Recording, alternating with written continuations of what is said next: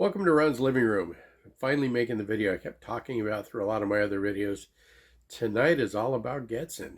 It's going to be my vintage, mostly my vintage Getzen collection, which I have, and then, like a couple newer horns, one from the 70s and then one from all the way up here into the 2000s. So let me tell you a little bit about Getzen. They've actually got a really long history, and it's a big family business. So I'm going to hold some notes up here. So if my eyes differed away from you and the camera here, it's because I'm reading my notes. So let's kind of start here. We'll talk about like 1939. T.J. Getzen leaves the Holton Company. So Getzen worked for Holton. T.J. Getzen, who is the founder, worked for about 10 years as a superintendent of the Holton business, and then he branched out into his own company. So they converted an old dairy barn in Wisconsin, where they started producing their very first horns, and it was a trombone. His first horns were trombones. So although down the line the manufacturing was to come, and before they made the trombones, TJ hired 3 employees, and they focused on band instrument repair at that time. But by 1946, okay, so that was 1939. By 1946, he said, okay, let's make some horns. So branching out from the band instrument repair business, the Getzen Company produced its first trombones, and that is better known as the Model 50, the Model 60, which is the Getzen Deluxe, the Getzen Super Deluxe, and the Dude. So I've got a couple of those here I'll show you. So it was 46. In 1947, because of the success of the first trombones that were produced, they made 1,000 trombones that first year. I mean, that's a lot, for just 3 people. They decided to expand into producing trumpets and cornets. And way down the line in the 1960s, they had Dr. Severinsen was one of their, popular endorsers for that. And that really helped boost their trumpet sales. So then we skip a couple more years forward into 1949. TJ Getzen, founder, starts manufacturing piston bugles for the ever-expanding and new popular drum and bugle corps activity.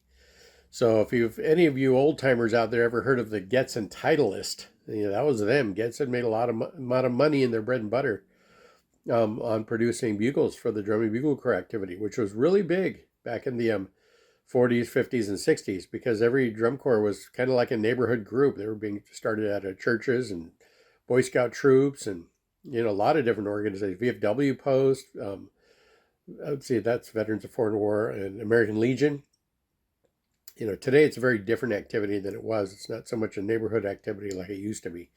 But they were the pioneers, pretty much, of the drum and bugle corps activity in terms of bugles back in the day. It wasn't until much later that Olds came around and kind of took over, and then that moved into King. But I digress. So let's go back up to from 1949 to 1950. During the 50s, the Getzen Company grows to 80 employees, which increased both production and quality. And that caught the attention of its competitors. So the company, the increase in quality and, of course, the production moved the company into the higher ranks of the industry. And it got the attention of Vincent Bach, the president of the Vincent Bach Corporation, who said in 1956, quote unquote, "They are certainly beautiful horns, and Getzen can be proud of being able to turn out such a fine instrument." So even Bach was saying, hey, Getzens are pretty dang good. So and that's in my popular modern vernacular. Okay, 1950. So skip forward to 1959. I'm going to be jumping over a few things, and you can find all this history on the Getzen website in their About page. So TJ, the founder, his son Robert Getzen, resigns as the plant superintendent at the Getzen Company to start his own business. And that business is Allied Music. So yes, when you think Allied, where have I heard that name before? Well, Allied today is the number one and largest supplier of music instrument replacement parts and tools. And for a long time, they actually had school training for that. And one of our local experts out here, Bruce Belo, he did his training at Allied. But they stopped the training after a while. But Allied is, they're still a major player today in all things that have to do with buying replacement parts and manufacturing replacement parts and tooling for all that. Okay, So from then forward, I'm just going to kind of touch on a few things. Um, Members of the other sons got together, like Don Getzen. He opened up his own. He was another son of TJ's. He opened up his own business, and that was known as DEG. So DEG. I think it stands for Daniel Edward Getzen, maybe. I'm not sure. And then also Edwards. So Edwards was a jump into the professional, kind of what I call the boutique line, because Edwards are considered, high-end professional instruments today, kind of like you find with, other companies like Shires or Rath or um, Schelke, Greenhoe. I mean, there's a lot of BAC. They're kind of the new kids on the block. So the Degg and Edwards both came out of the Degg family. Okay, so we'll fast forward to 1999. And after a couple decades in business together, the sons, Tom Getzen purchases Ed Getzen's shares in both the Allied and the Getzen Company. So again, we're talking grandsons now. So Tom becomes the sole owner and the president of both companies of Allied and Getzen. That was in 1999. And we fast forward to 2013. 2013, the great-grandsons of TJ, Brett and Adam, buy the company, sold the company from their father Tom, and now all the Getzen parts and pieces are all under one roof. And I just want to know, in 1963, there was a fire in the factory, which obliterated most of the factory. They built a new one up quite quickly, but it destroyed a lot of the records. So there are no official serial number records for the Getzen instruments prior to 1963. There is a individual out there who's compiling a serial number list of Getzens, and I reference that quite often when I get my horns, when I buy the horns there. If you want to know about the more modern ones, post 1963, where they actually started recording records again, you can just call into Getzen themselves and talk to the customer service rep, Lexi, and say, what year was this serial number produced? And she'll look it up on the records and tell you, but they won't publish it online because that would require, a lot of manpower to do that. And they just put their efforts and their money in other places. So there's your brief history on the Getzen Company from 1939 with TJ all the way into the modern day with the great-grandsons working the company.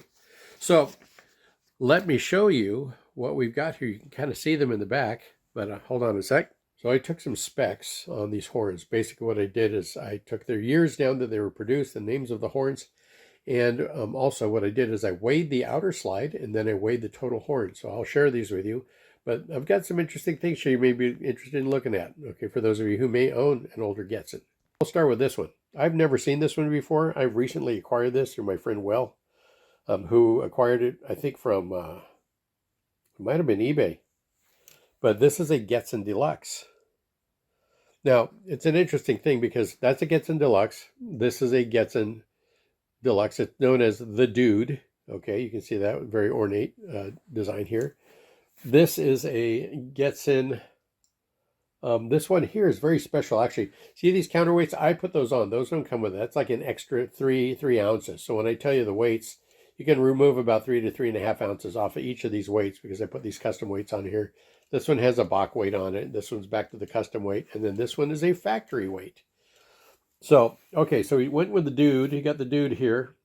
And then this one here, this one is the custom model Super Duty. And it's like, what the heck? I mean, I wasn't sure what it was either, but see that right there?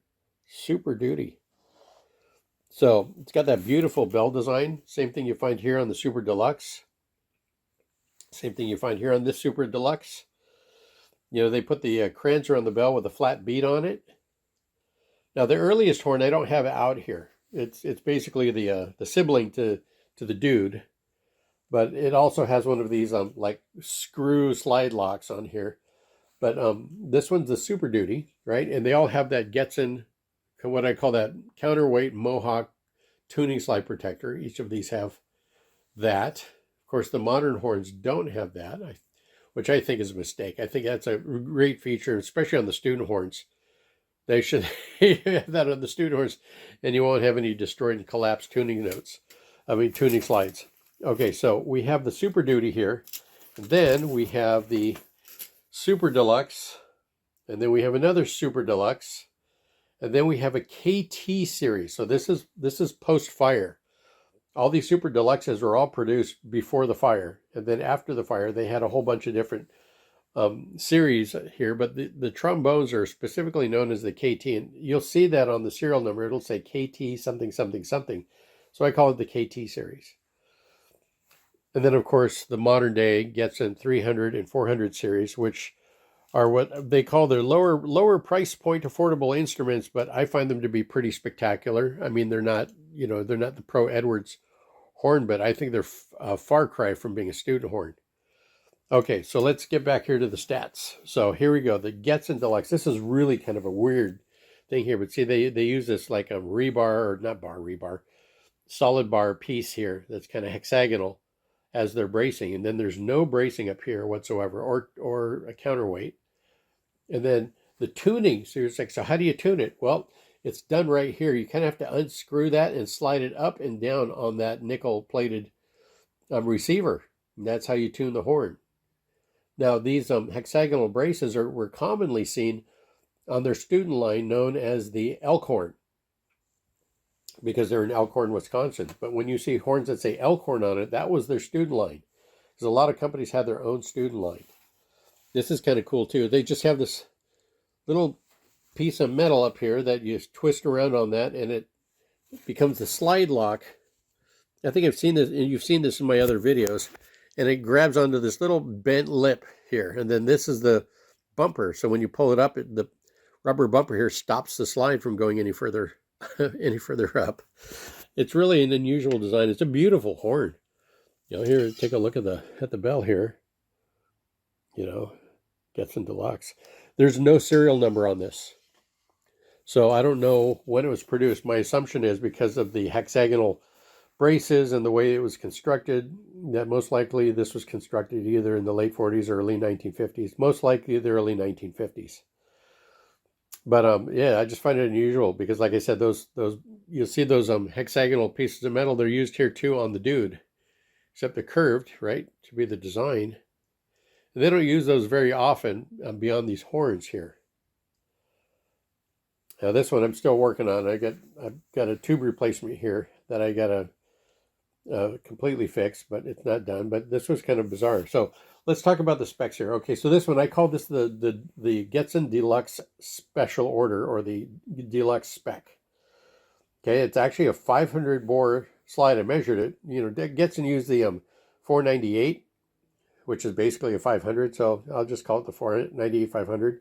The whole horn is 2 pounds and 7.2 ounces, which is pretty dang light. But the bell feels relatively heavy, because when I flick it, it goes ding like a ship bell.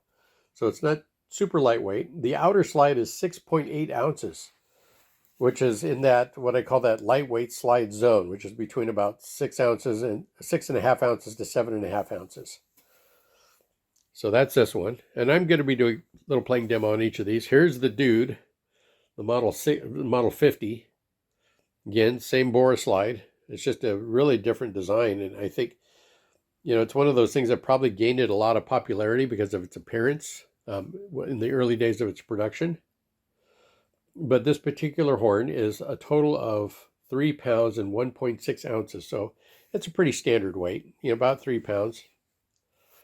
Okay, and then the outer slide on this is 9 ounces, so it's kind of it's the heaviest of the outer slides of all the trombones of this one.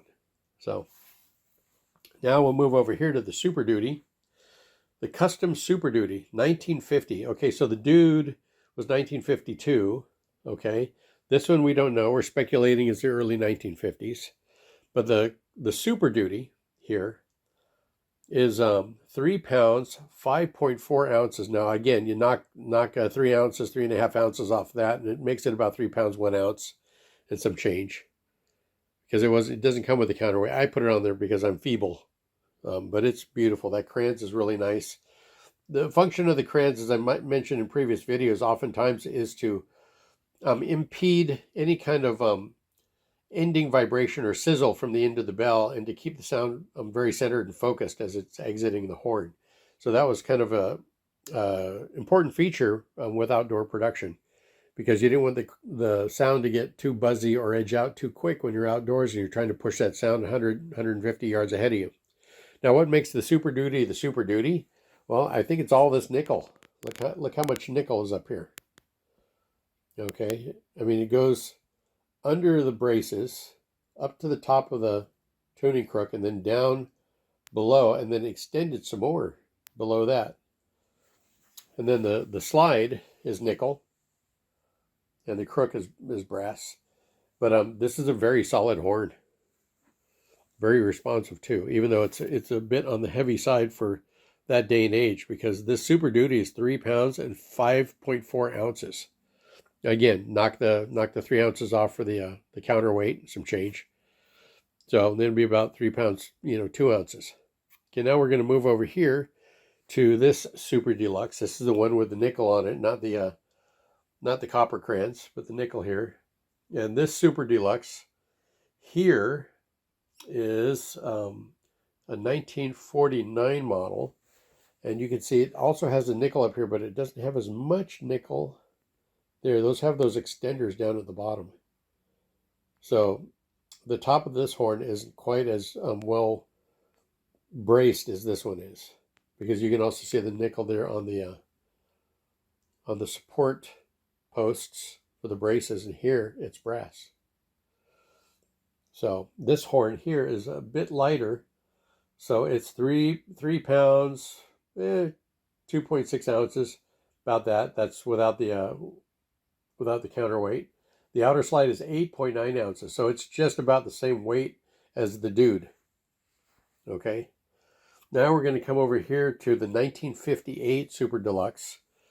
And I believe 58, we're getting closer where Getzen has had some time to make some adjustments for the pro market. Now, none of these are student horns. The student horns, again, were the elk horns. So these were all their standard and pro makes. So my guess of the Super Duty was a professional horn. The Super Deluxes were professional horns. So, but this one's a very unique one. This one's actually really light. I call this one the Super Deluxe LT for lightweight, even though that's not its official name. So this is the whole horn is only 3 pounds 1 ounce, but the outer slide on this is only 6.8 ounces, which is in that lightweight slide thing. This is actually one of the lighter slides amongst the three. I mean, first we have this Deluxe over here with the really light slide, and then we have this one here that's also under 7 ounces. Now, this is a real pleasure to play, because it plays more like a modern horn. It's got these nice hefty braces on it, like all the Getzens do. However, it's light. It's a lightweight slide. It's a lightweight bell, and it responds really nice. Okay, now we're going to jump. We're going to jump from the 1950s to 1971. So the KT series. Okay, you can see they're still using those braces there. That's and the Mohawk up there. Those are very much Getzen characteristics. But it's just a different horn. This one is it's still a 500 bore, but they're using an 8-inch bell now. And there are a few of them out there. I've got a couple. I like to buy them up and refurbish them and get them sold. But these are pretty spectacular horns. They're out there to compete with, the likes of the Con 6H and, the Bach 12 and, everything else, the King 3B. This was Getzen's entry into the whole market. And then we're going to jump from 1971 from the KT series. Oh, I forgot. 3 pounds, 4.8 ounces. Again, take the counterweight off, and we're about 3 pounds, 1 ounce. And the outer slide here is 8.3 ounces, which is pretty standard. It's about the same weight as the Super Duty. And then we come over here and we jump to 1995. Now, these horns are still produced by Getzen. You can find them on their website. It's the 300, 400 series. Of course, they got more advanced ones. But like I said, they're considered the student horn, but really they're much more of an intermediate horn. And it's pretty lightweight. This, as it is 2 pounds, 12.1 ounces, which is a very light horn. And then the outer slide is 6.4 ounces, which makes it the lightest of the outer slides.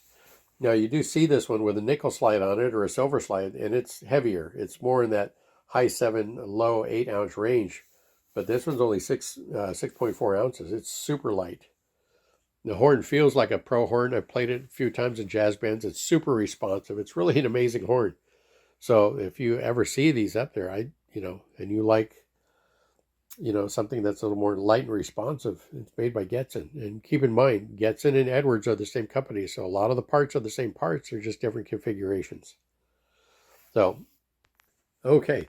So there's the presentation on all the 1, 2, 3, 4, 5, 6, 7 Getzen horns. And I don't even have all of them out here. I mean, I have some earlier deluxes and super deluxes, which were the first horns they made, but I didn't want to go out to my shed and dig those out. So these are all out here because I've been preparing to do this video. So, okay, next thing coming up is a quick little play test. Okay, first up, we're going to go ahead and play this great old special design Getzen Deluxe. I'll do a little bit from Days of Wine and Roses, okay?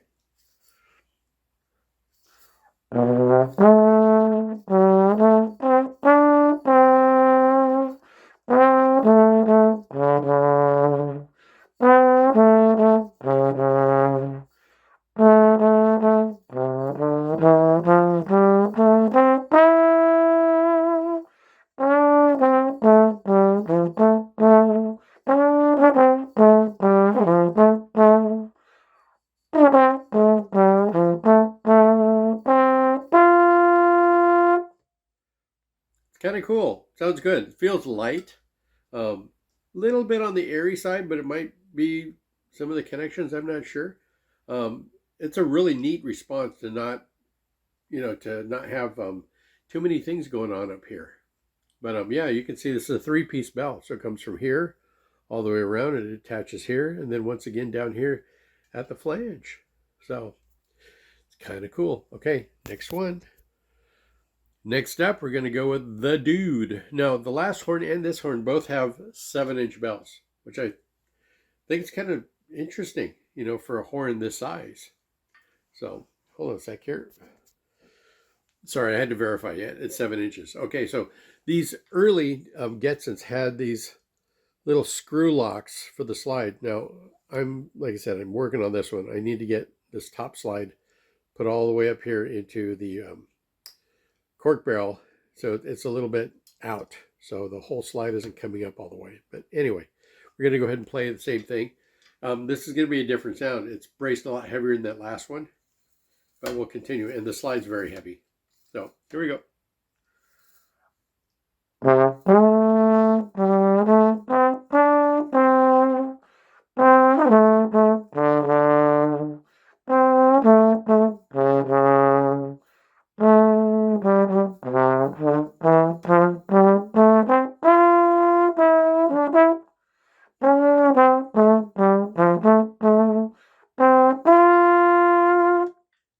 Kind of altered that one a little bit.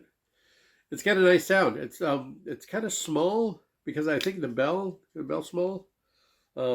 It's just a different thing. When you play a horn with a heavy slide and a lightweight bell, that's kind of lightweight, you get a whole different response and feel than you do if you're playing a lightweight slide with a heavier bell. So, okay, next horn. Now we are on the Super Duty. We just kind of double check the dates on this. Okay, so the Getzen spec we think is early 1950s. The Dude is 1952. The Super Duty, the custom Super Duty, is 1950. So, okay. I thought when I first saw this that this was a later horn because of some of the more advanced features on it. But no, this is one of the early horns. Okay, here we go.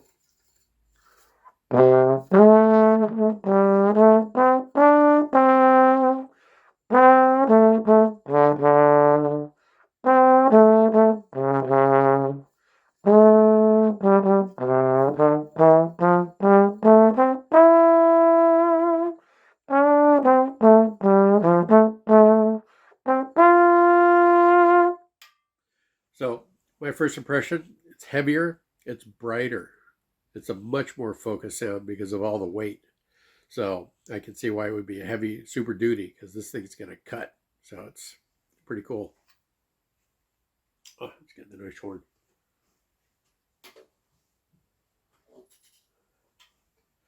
Okay, now we're on the Super Deluxe. This one is the 1949 Super Deluxe.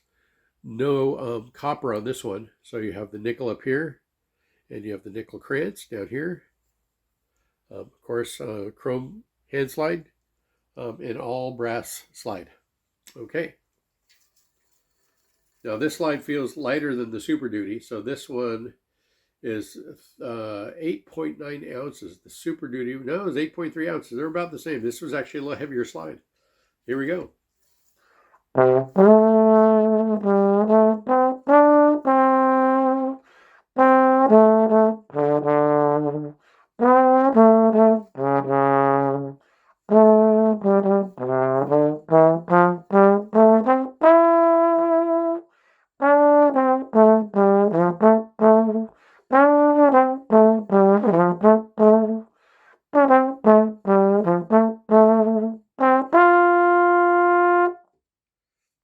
Not as bright as the Super Duty, just a little bit less, but still very solid, very focused. Okay, now we're on the Super Deluxe. This one's kind of funky because this barrel is so short. They put a pinky protector on this. You can also find this one on some of the earlier Super Deluxes too. And then this brace here is so far away from here. It's just it's a stretch. And that's the way they designed them, but I'm going to modify it. What I'm going to do is I'm going to take the unsolder these. I'm going to move this whole brace up here, so it's a little more standard. So right where this brace comes up and meets the pinky protector is about right where it should be. But because we make a lot of references, we reference where our positions are based on where our brace is located. So but then again, I also played an Earl Williams once, belonged to another guy, and those positions are all in kind of weird places. Okay, here we go. This is the lightweight one. So this is the 1958 Super Deluxe, what I call the LT. Where are we here? 6.8 ounces overall. Oh, the outside slide weight is 6.8 ounces. The overall horn weight is 3 pounds, 1 ounce. Take this off, and it's like 2 pounds, 12 ounces. So, yeah. Okay, and this is thud. Hear that?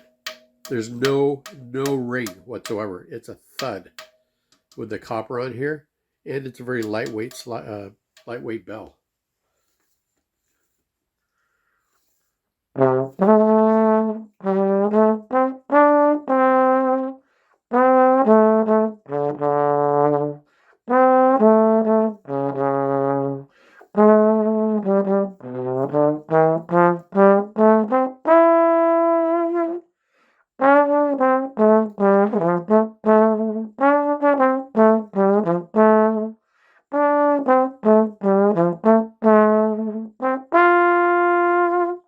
So all the lightness makes it a lot warmer. It's a warmer sound.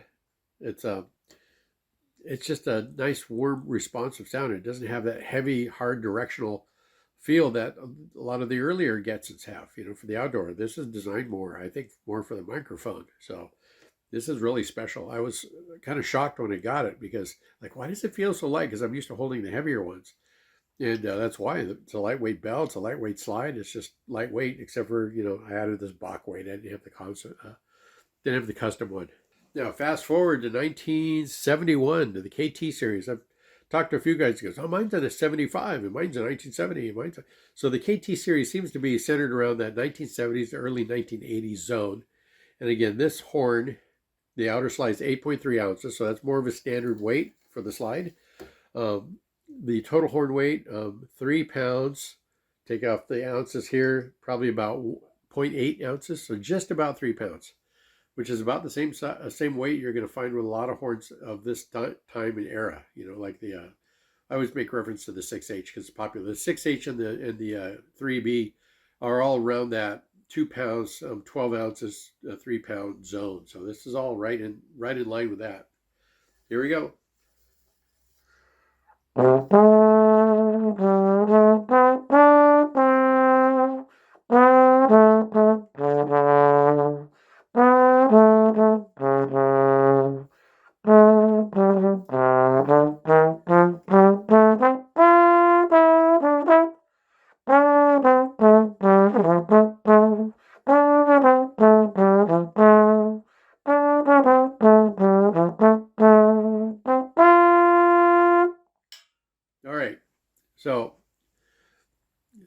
this is a cool balance because it doesn't have that warm light feel the previous one does, but it doesn't have that really heavy directional feel that the early ones have.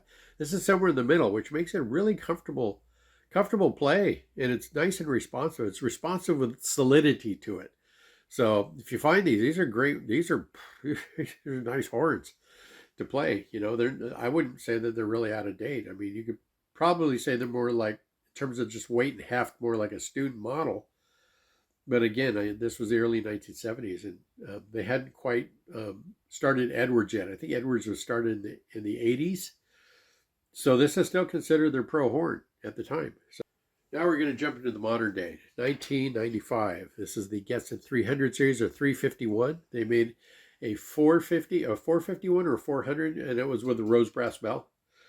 They also make this one with a nickel slide, which is heavier, or silver. I have another one that's all silver. So they did a couple of configurations, but I found that the one that's all brass with the brass slide is the one with the lightest weight and ringy bell. Not the dead one like the Super Deluxe with the lightweight. Okay, so this is a much more contemporary horn. Now the other thing I find with this is, unlike a lot of other horns that are made, this particular model, the increase in diameter of the flare, not the flare, but the taper, stays relatively tight for a while down here. I mean, most horns open up more along here, but this one stays pretty tight until it gets to the bell, and then it flares out quick at the end, and that gives it a whole different response. Gives it a tighter sound with more ring, which a lot of people like in the contemporary horns. Here we go.